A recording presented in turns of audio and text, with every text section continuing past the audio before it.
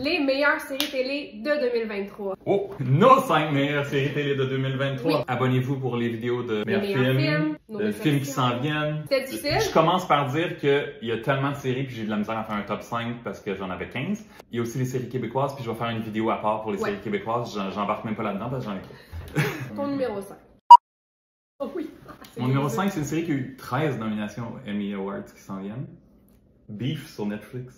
Écoute, je l'ai pas vu, tu m'en avais parlé, mon père m'en a parlé, je suis sûre que c'est bon. C'est vraiment particulier, c'est un ton particulier, c'est 10 demi-heures, ça va pas plaire à tout le monde, il y a des moments très drôles, il y a un côté original, puis tu sais pas où ça va s'en aller, le soundtrack est incroyable, puis les épisodes se finissent avec une tune tout le temps. Les deux acteurs principaux, Ali Wong puis Steven Yeun, sont incroyables. Leur relation entre les deux personnages est vraiment très complexe. J'ai eu du fun, c'est déroutant, c'est original. Beaucoup aimé cette série. Moi, mon numéro 5, Nourrice va me répéter. J'ai eu un bébé cette année, fait que j'ai écouté beaucoup de télé-réalité. Je les ai toutes vues, il y en a beaucoup que j'ai aimé, puis je me suis dit, c'est laquelle ma préférée? Pour mon petit numéro 5, pour faire changement, j'ai choisi Squid Game The Challenge. J'ai trouvé ça vraiment bon. C'est super bien fait comme télé-réalité et c'est quand même une prouesse de storytelling parce que dans la télé-réalité, il faut qu'on s'attache à des personnages, même si c'est des vraies personnes. 400. Puis là, ils partent à 400 quelques, fait que c'est difficile, mais ils ont vraiment bien fait ça pour qu'on s'attache à quelques personnages. Il y a des histoires entre les personnages. C'est super divertissant, ça s'écoute vraiment bien, c'est 10 épisodes, la fin est le fun, le top, à la fin les gens qui restent sont le fun aussi, c'est pas nécessairement ça à quoi on s'attend. C'est sur ma liste, j'ai pas commencé encore. C'est vraiment J'avais vu Squid Game mais j'ai pas commencé le challenge. Écoutez-le pendant le temps des fêtes, ça va être ça a l'air très ça s'écoute super bien, c'est très divertissant, puis c'est très fidèle aussi à la série, là. Les décors sont, c'est sûrement les mêmes, c'est vraiment identique, c'est vraiment bon. Mon numéro 4, on parle encore de Netflix, The Fall of the House of Usher de Mike Flanagan. Je l'ai pas vu. C'est basé sur une histoire d'Edgar Allan Poe. C'est lui qui avait réalisé The Haunting of Hill House puis Midnight Mass. Il est rendu comme un des masters de l'horreur de Netflix. Il nous pond une série à chaque année. Toujours avec les mêmes acteurs. Oui, il y a beaucoup d'acteurs qui se répètent. Puis là, c'est un genre de Succession, mais version horreur. C'est vraiment un drame familial. Il y a des scènes très marquantes. Carla Gugino, qui est comme Verna, qui est comme un des personnages importants, elle est hallucinante dans cette série-là. Quelques scènes assez disturbing et dégueulasses, mais... Comme d'habitude avec Mike Flanagan. Super scénario. Moi, j'ai été captivée du début à la fin. Excellente série. Ah, cool! Moi, mon numéro 4, c'est vraiment comme, est-ce que j'ai 12 ans, peut-être? J'ai mis Heartstopper, la saison 2. J'avais pas écouté la saison 1, quand la saison 2 est sortie, j'ai décidé d'écouter les deux. Et j'ai vraiment aimé ça. C'est super léger, mais c'est super touchant. C'est basé sur un roman graphique par Alice Oseman. On est dans la représentation LGBT. Il y a vraiment beaucoup de sexualité, d'identité de genre qui sont représentées là-dedans. C'est des jeunes, mais au cœur de tout ça, il y a l'histoire d'amour entre les deux personnages principaux qui est c'est vraiment juste cute. Tu veux que ça marche leur affaire, tu veux qu'ils aillent bien. Ça s'écoute bien, c'est feel good, mais quand même il y a des moments touchants. Et je sais pas si c'est un caméo, je pense que tout le monde le sait, là, mais Olivia Colman joue dedans. C'est vraiment des bons commentaires. C'est super bon. Les ça a l'air cute, léger. Oui, exactement. Tu sais, c'est bien. Mais il y a quand même des moments moins légers, un peu plus deep. Des problèmes que les adolescents ont abordés de façon très... Mais un peu comme Sex Education. C'est ça, j'allais dire, il y a un petit parallèle à faire, je pense. Mon numéro 3, c'était une année, on a parlé beaucoup de Netflix qui a une très bonne année, mais Apple TV Plus est en feu avec les séries, plusieurs bonnes séries, je vais en reparler. Mais celle au numéro 3, c'est une série très feel good que j'attendais l'année passée, c'est Shrinking. Je l'ai pas fini. J'ai aimé les premiers épisodes que j'ai écoutés, mais je l'ai pas fini, fait que ça fait pas partie de ma liste, mais tu me confirmes. 10 demi-heures, c'est une série feel good, c'est bien écrit. On passe du drame à la comédie, il y a des moments super drôles. Le thème central, c'est le deuil, mais on n'est pas dans le côté déprimant. Les personnages sont incroyables. On les aime. La saison 2 est confirmée. J'ai tout aimé de cette série. En troisième position, j'ai mis The Bear, saison 2. C'est tellement bon, cette série-là. Ça m'aurait étonné que tu me dises le contraire. La saison 2 est vraiment bonne. Potentiellement meilleure que la première, je pense que oui. La finale, t'es comme tellement sur le bout de ta chaise. C'est tellement stressant. Cette série-là est vraiment capable de faire ressentir le stress. Il y a un épisode Souper de Noël. Si vous l'avez vu, vous savez de quoi je parle. Qui dure comme le double des épisodes habituels. Incroyable. Avec Jamie Lee Curtis. Curtis. Oui, il y a beaucoup de caméos aussi. Olivia Colman, Jamie Lee Curtis, Sarah Paulson. Oui, Sarah Paulson dans The Bear. Jamie Lee Curtis, Bob Odenkirk, Olivia Colman, Sarah Paulson. La finale est folle. C'est tellement bon. La finale est folle, c'est juste... C'est comme un exemple, un bijou de réalisation, de storytelling de personnages. Oui, de montage, de tout. Ayo Edebiri est excellente, je l'adore. Puis sa carrière est en train de vraiment prendre un envol. Ma série numéro 2 est sur Apple TV+. Ah, encore? Silo. Ah, je l'ai pas écouté! Basée sur une série de romans super populaire. On est comme dans une... Science-fiction? Ouais, un monde, une dystopie. Un monde où les ascenseurs n'existent pas parce qu'ils habitent tous dans un silo et ils doivent marcher pendant je sais pas combien de temps pour se rendre dans d'autres étages. Ils sont pas rendus aux ascenseurs. Ils font leurs 10 000 steps par jour. Mais j'ai été captivé du début à la fin.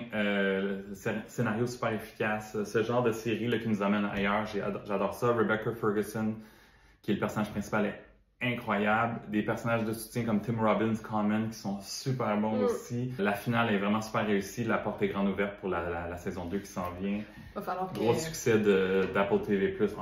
Encore, les livres étaient sold out partout après la série. Ben c'est ça, là. Mon numéro 2. Oh, c'était un jingle en plus! Il était chanté. Mon numéro 2, c'est The Last of Us. J'avais aucune attente. Moi, parle-moi de quelque chose que je connais pas, là. C'est un jeu vidéo très peu centré sur les zombies. Je sais pas si tu l'as écouté. Oui, je l'ai écouté, c'est dans mes mentions honorables. C'est presque rendu dans mon top 5. Adoré ça. On est rendu là, tout le monde en a entendu parler. Pedro Pascal est incroyable, Bella Ramsey aussi. Il y a un épisode qui est comme un peu un épisode capsule, qui est comme une histoire qui a lieu, une petite histoire dans la grande histoire qui est... Elle mérite des prix, juste cet épisode-là. Selon moi, c'est un des meilleurs épisodes d'une série télé des 10 dernières années, je dirais dire. Écoute! C'est comme dans les meilleurs... Je serais peut-être prête à dire la meilleure heure de télévision. Qui est comme... bouleversant. Je pense, honnêtement, je dirais peut-être la meilleure heure de télévision, comme Stand-Alone, que tu peux écouter juste ça. C'était tellement bon, super bien fait, gros budget. Oui, il y a des moments où c'est comme action, stressant, ça fait peur, mais c'est l'histoire plus humaine là-dedans, les relations, les liens qui se tissent entre les personnages qui fait vraiment l'immense force de cette série. Je m'attendais à rien, j'avais jamais joué au jeu. Il y a quand même un petit parallèle à faire avec The Walking Dead. The Last of Us, j'ai adoré ça, je trouvais que les épisodes ils étaient quand même très différents l'un de l'autre, fait qu'il y en avait des très forts, d'autres un peu moins. C'est vrai. C'est comme, ok, on est dans le centre d'achat tout l'épisode. Ok. C'est vrai. Fait que des fois, il y en avait des moins bons que d'autres, mais overall, c'était une série incroyable. J'ai hâte de voir la suite. J'ose croire qu'on a le même numéro 1. Ben, mon numéro 1, c'est The Bear. Ah non, c'est vrai. The Bear, ça va pas plaire à tout le c'est Non.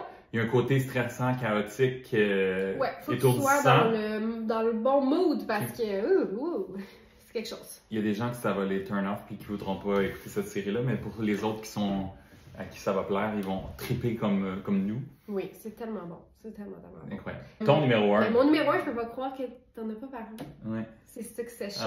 Il est dans mes mentions honorables. T'as pas trippé sur la dernière saison? Je l'ai trouvé bonne, mais moins que les autres. J'ai tellement aimé la dernière saison, j'ai trouvé ça... C'est pas ma préférée. Comment parler de ce que je veux dire sans spoiler si vous l'avez pas vu, mais il y a un gros événement qui se passe dans la saison. Si vous le savez pas, si vous le savez, vous savez. Puis les performances des acteurs autour de ça. Ces épisodes-là, les 2-3 épisodes autour de ça, étaient incroyables. Le reste de la saison, peut-être un peu moins pour moi. Moi, j'ai beaucoup aimé les 3-4 premiers épisodes, des fois, j'étais comme, ok, mais on n'a pas beaucoup avancé. On dirait qu'on reparle tout le temps de la même affaire. Oui, parce que mais les acteurs sont fous, les dialogues sont fous. De qui va finir on top. Et moi, j'ai adoré la fin. Il y a des scènes c'est inégalé, là. Le jeu d'acteur, tout, c'est complètement... L'écriture, c'est une des plus grandes séries des dernières années, ça, c'est sûr. Exact. Pour moi, la dernière saison et la finale a confirmé que c'était vraiment une des plus grandes séries peut-être des 10... 5, 10, 15 à 5 dernières années. Si vous l'avez pas déjà vu, qu'est-ce que vous attendez? Les acteurs étaient hallucinants. Ouais. Beaucoup de Emmys seront remportés. C'est clair. Est-ce qu'on y va avec nos mentions honorables? Oui, mention honorable. J'en ai moins que je pensais. Une petite sous-section de mentions honorables de True Crime. Je trouve qu'on a eu beaucoup de True Crime cette année, beaucoup de bons True Crime, puis c'est un peu une tradition que je vous conseille des True Crime. Murdoch Murders, Southern Scandal sur Netflix, beaucoup aimé. Stolen Youth, Inside the Cult at Sarah Lawrence sur Disney+, la gang. Ça, c'est vraiment fucké. C'est comme une je mets tout ça sur ma liste, j'ai rien vu tout ça. The Cult at Sarah Lawrence, là, attachez votre sucre. Et ensuite, les deux documentaires qu'il y a eu sur Twin Flames Universe, Escaping Twin Flames sur Netflix, puis Desperately Seeking Soulmate, Escaping Twin Flames sur Prime. Un peu même titre, pas le même documentaire. Les deux se complètent bien. Il n'y a pas trop de répétitions dans les deux, mais le truc de Twin Flames, complètement fou. C'est pas tant du true crime, mais on comprend. Là. Ça, ces quatre-là, je les ai trouvés vraiment très, très, très, très bons. Et un peu true crime aussi, mais de façon romancée. Love and Death avec Elizabeth Olsen. Il est dans mes mentions honorables. J'ai beaucoup aimé ça. Il y a une scène, la scène du meurtre. On voit tout. My God, hein? C'était quelque chose. Une autre mini-mention que tu as peut-être, mais The Crown, la première partie de la dernière saison est très bonne. J'ai hâte à la suite. Je suis au milieu de la 5. J'ai encore une saison et demie à rattraper. Ok. C'est très très bon. Et dans le même ordre d'idée, Queen Charlotte, A Bridgerton Story. J'ai bien aimé ça, moi. L'autre spin-off, j'ai pas regardé. C'était très cute. Dans mes mentions, oui. Under the Banner of Heaven, que j'ai finalement rattrapé, que tu avais vu l'année passée, c'était vraiment excellent. Andrew Garfield est incroyable. Barry, que j'ai finalement. J'avais jamais regardé, j'ai regardé les 4 saisons back-to-back. As-tu été déçu par la fin? La dernière saison est un petit peu moins bonne. C'est ça que j'entends beaucoup. Mais j'ai beaucoup aimé cette série-là, puis ça a un ton particulier, mais c'était super bon. Fleischman is in Trouble sur Disney avec Claire Danes. Ouais. Et, je l'ai pas écouté, mais ça a l'air vraiment bon. J'ai beaucoup aimé ça. Daisy Jones and the Six. Au début, j'étais comment ça va-tu être comme léger, un peu fluffy, puis finalement, ça devient plus dramatique, puis le soundtrack est vraiment, vraiment excellent. Les tunes il y a plein de tunes originales qui sont vraiment très, très bonnes. C'est vrai que je l'écoute. J'ai beaucoup aimé ça. Un coup de cœur récent, Lessons in Chemistry. Oui, ça aussi, avec Brie Larson sur Apple TV+. Je m'attendais pas à grand-chose. Puis... Oui, on dirait qu'il n'y a pas beaucoup de buzz autour de ça. Après 2-3 épisodes, j'étais holy! Puis il y a eu quand même plusieurs nominations. Non, excellente série, j'ai beaucoup aimé ça. Puis un autre coup de cœur récent qui me reste la finale à voir, c'est A Murder at the End of the World avec Emma Corrin. C'est quoi? Sur Disney+. Ah! Je sais même pas c'est quoi. Ok, je vais regarder ça. Puis c'est particulier, c'est à l'autre bout du monde, il y a un meurtre, mais il y a un côté Nine Perfect Strangers, Knives Out. Ok. Who Done It? Clive Owen qui joue dedans. Ouais. C'est très dark, il y a un côté un peu The Girl with the Dragon Tattoo. C'est très... Tout ce que tu dis un petit côté technologique, le genre... Au début, je suis comme, y a-t-il un côté Black Mirror? What the hell? Les épisodes durent genre 1h10, 1h15, c'est dark, il y a de la neige, il y a du mystère. Ça fait un peu polar scandinave, oui. Genre... Puis le dude principal avec Emma Corrin, un des dudes principaux, c'est le gars qui jouait dans Triangle of Sadness. Ok. J'en me donne vraiment le coup. Fait que j'ai hâte de voir la finale pour vraiment faire mon opinion complète de tout ça. Le premier épisode, j'étais comme...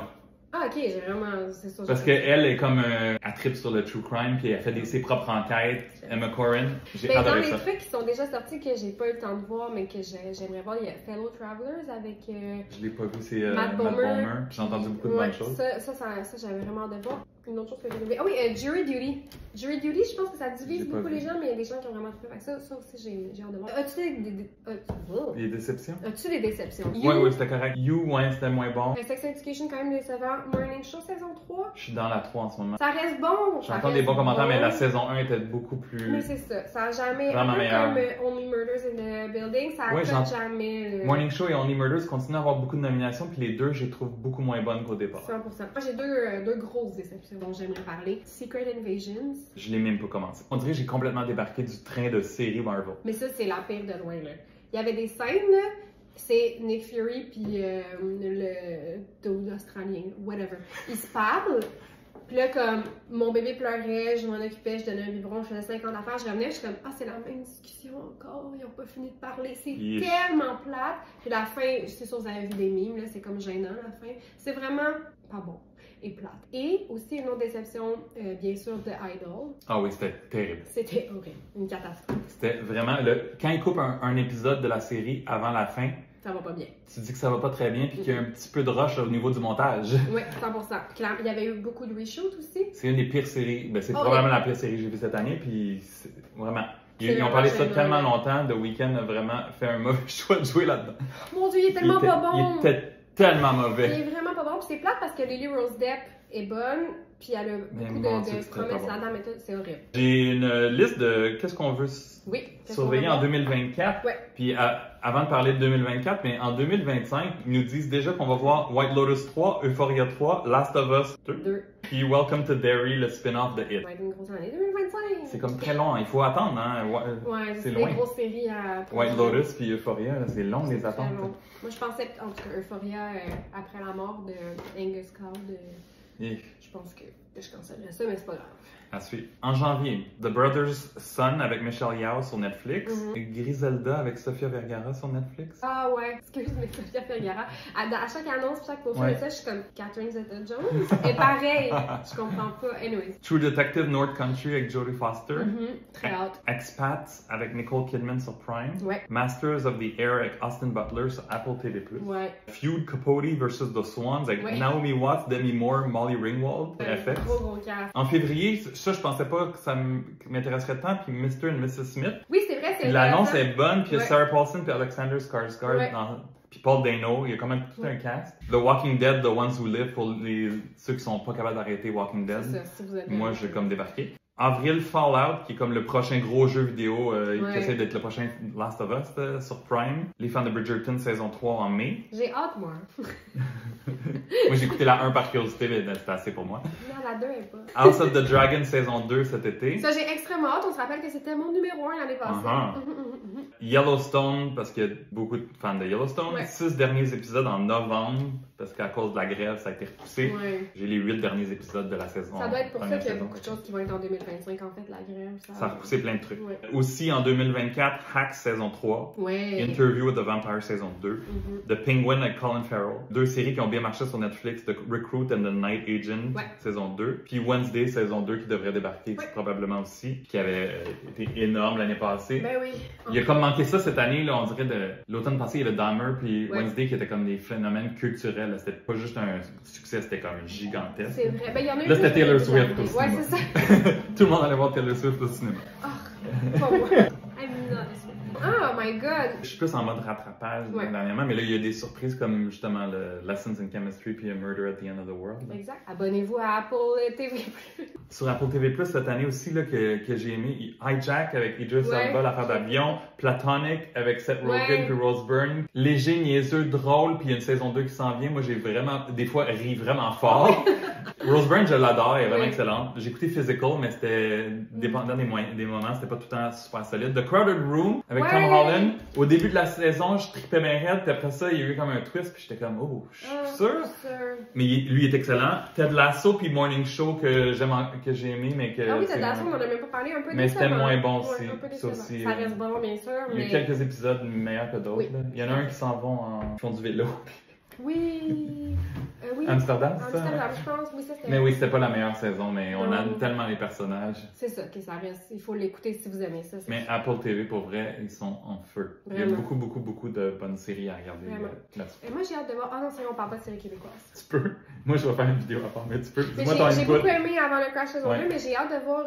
C'était vraiment bon, c'était même, je pense, meilleur que la 1 aussi. C'est égal ou sinon plus. J'ai trippé. Les derniers épisodes, Émile Proulx-Cloutier, All the Awards, là, comme vraiment bon. Mais la dernière scène avec elle, Karine Vanasse. Mais c'est ça, moi, c'était mon année Karine Vanasse. Parce que ça, j'ai écouté The Traders. Sur mon enregistrage, je l'ai pas regardé encore. J'ai vraiment aimé ça, puis il y a la version québécoise qui arrive bientôt, puis j'ai vraiment hâte de voir parce que c'est super intéressant. Dans les téléréalités, j'en ai écouté beaucoup cette année, là. Ça, c'était vraiment bon, c'était vraiment intéressant. Je connaissais pas le concept, mais c'est cool. J'écoute tellement de téléréalités. J'ai hâte à Big Brother puis Survivor, les versions Québec, États-Unis, j'écoute tout. Honnêtement, j'aurais pu mettre Survivor dans mon top 5, j'avais oublié ça. J'ai tellement aimé ça, là. C'était incroyable. J'étais pas sûre, puis finalement, c'était comme. Mais non plus, j'avais jamais vu ça. Je sais, je dois être une des seules personnes sur la planète, là. J'avais jamais. Mais là, j'ai vu. J'avais des attentes, moi, mais. C'était tellement bon. Super bon casting. Hâte de voir pour la saison 2. Moi aussi. Fait que c'est pas mal ça. Beaucoup de suggestions pour vous, la gang. Allez suivre Simone sur Instagram. Ah, écoute, c'est pas obligé. Elle va revenir à un moment donné sur TikTok, Billy, peut-être, dans son retour de maternité. Très bientôt, 2024, je serai de retour. Et bye! Et bye!